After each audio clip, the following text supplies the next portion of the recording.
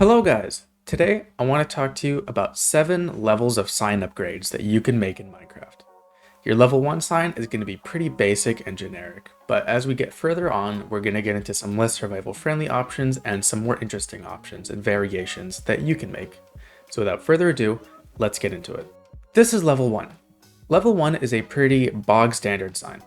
I'm going to be using the example of a bakery shop as I go through all these examples. So if you're going to do a bakery, level 1 would just be putting a sign in front that says bakery, standard oak sign.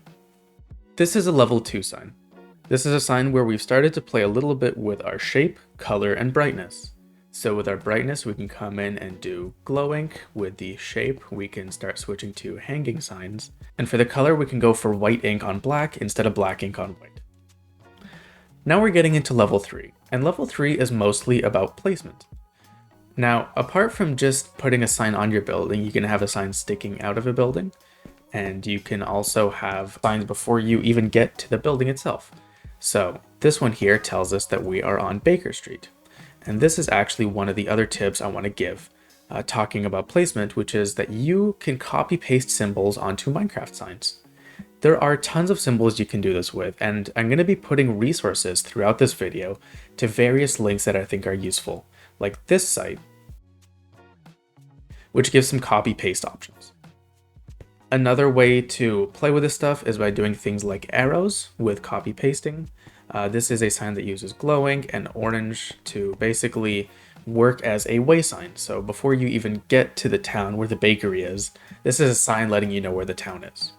Level 4 is the big letter sign.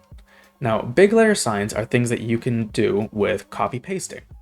There are 2 websites that will allow you to make signs like this and like this. So this is what I would call a medium letter sign. This is the medium letter sign website. And I will warn, it's a little bit finicky, so when you see the text start to go yellow and red, that's when the copy paste isn't really going to work anymore. On the other hand, the big letter sign website is a bit easier to use. And the way that both of these sites work is that you just copy paste a line of text and then put it onto the sign. This is really good if you want to make something big with more impressive, more space-taking signs. I used a lot of these in my city, Regensburg, when I was trying to do things like hotel signs or signs on factories. Big buildings that should have a big presence. And of course, you can combine these with more classic signs. So this is Dave's Bakery. You have a little street sign like this, and then if you are approaching the building from afar, you get that one over the window. Level 5 is the banner sign. Now this is one of the biggest types of signs that you can make, and I'm going to put up a link to a website. This website is going to give you the commands to put these banners directly into your world, but you can also make them in survival. So far, everything we've covered is stuff that you can do with survival and just a little bit of copy pasting. This is tier 6. These are player head signs. I'm going to put up a couple images now of the site where I get player heads. And there's 2 ways to do this. You can either go for the classic player head signs like this. So this is good for a big building. Again, I used some of these for things like factories in my towns.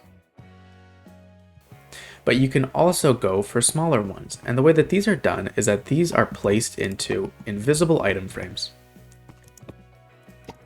I'll put the link for the invisible item frame command in the description along with the other resources, but invisible item frames can be really good for making all types of signs. And doing them like this fits better for some smaller shop signs instead of the bigger ones like this, which I would use more for something like, again, like a big bank, big factory, or a hospital. One of those buildings that's supposed to have a really notable presence.